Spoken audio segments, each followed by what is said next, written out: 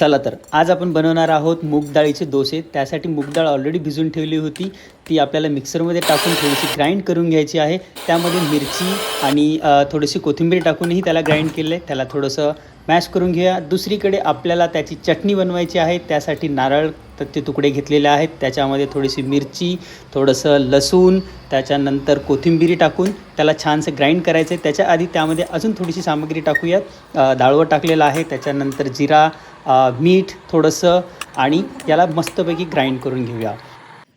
यामध्ये थोडंसं पाणी टाकून अजून थोडंसं ग्राइंड करून घेतलं।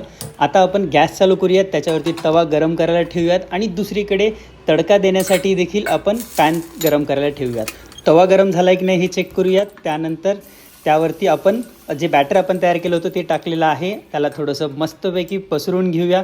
हे जोपर्यंत तयार होत नाही तोपर्यंत आपण तडक्याची तयारी करू। एका पॅनमध्ये तेल गरम तेलामध्ये जिरं, मोहरी आणि कढीपत्ता टाकून त्याला थोडंसं तडका तयार होऊन देऊया।